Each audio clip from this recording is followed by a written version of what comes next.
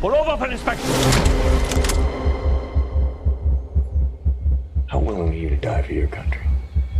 I'm ready to go right here, right now.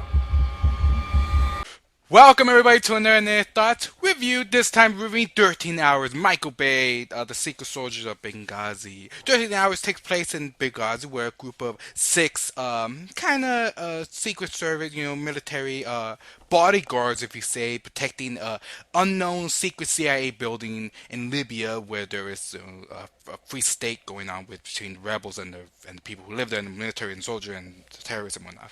And also, the movie also takes place around based on a story about around September 11, 2012, when something happens, tragedy happens, in which the U.S. ambassador was involved in this incident. Pretty much that's kind of the basic plot of 13 Hours. Without spoiling too much, because it's a movie that it's really not so much step story driven. It's mostly about guns and American flag. Let's talk about John Krasinski. Krasinski, who you know him from from The Office, the little nerdy guy. I never seen Office, so I don't know his fucking name, but the little, kind of like slim guy. He's always sarcastic, smart ass when he doesn't. He's too good for the place. I think.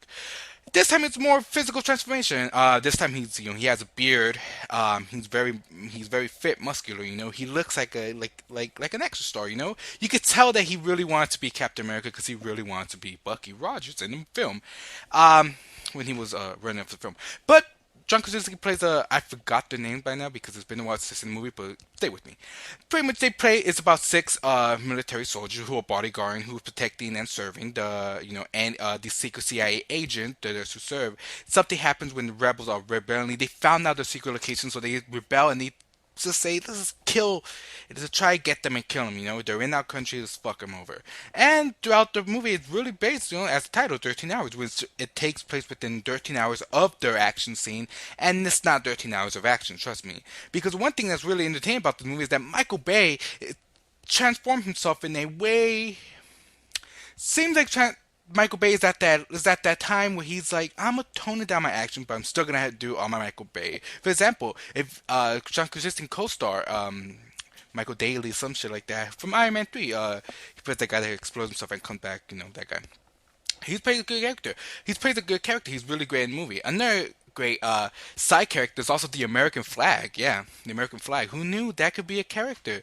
In Michael Bay's American flag is always a character because you're gonna have the same thing as any Michael Bay's. You're gonna have nice ass cars, and you're going to have the American flag, and you're going to have girls in Victoria's Secret model commercials. You're gonna have that, but this time it's without the Victoria's Secret models. You do have cars. There's an excuse why they have a Bentley, why they have a Mercedes, and shit like that. But there is the American flag, in which it plays heavily on the movie, which it really has like a death scene almost, kind of really. It's true, but 13 Hours really plays more like suspense action movie in which is really well paced, for Michael Bay. But when the action starts, it's really intense. The one thing that kind of sucks that Michael Bay's still doing that fast cut edit, that really up close action, which is kind of overrated nowadays. Nowadays people want to pull back, they want to pull out. But this time, Michael Bay is really not. He's calm with his action because it's not Transformers action. It's definitely not Bad Boys. But however, as the movie goes along, you really don't give a fuck about the plot because the plot is so generic, because it's so American propaganda and whatnot. That doesn't really make a difference if who lives or who dies, but it's still the point is the action. I think it's probably the really well for a January movie. It's entertaining for a fucking January movie. Michael Bay took it out at the right time with the whole debate going on and everything. So that's a great thing going on. But I mean, it's verdict. I mean, it is Michael Bay. It is a Michael Bay movie, and it is entertaining as fuck. If you like Michael Bay's entertaining movie, which actions but not Transformers, I have to say this movie is entertaining at the movies. And that's my verdict. It's at the movies. If you want to watch it, go see it at matinee. Go see it at full price. It doesn't matter. Go see it early bird. You're going to have a nice time because it's really is a movie that if you really want soldiers, Black Hawk Down, Tears of the Sun, you want some, fury. It's not that. It's mostly just then the action gets there is intense. Their characters, they play well with the story, and I feel like they know what kind of story Michael Bay could do, so they just go with it. And it's not real. I mean, they try their best to have that America moment and stuff like that, but it doesn't really work. But it's because the action is really the most important parts of the movie. That really is, it's Michael Bay. But I do have to say this about the film. It is Michael Bay's most underrated, one of the underrated movies. That and Pain and Gain. I mean, if I have to say, I mean, for me, my opinion, Michael Bay's best movie is Bad Boy 2. But this Pain and Gain is second to favorite. But I think it's underrated with people, and I think this one is going to be underrated too because it is. It feels like a smaller movie from Bay. It feels like probably the side money he wanted to collect to make another Transformers movie.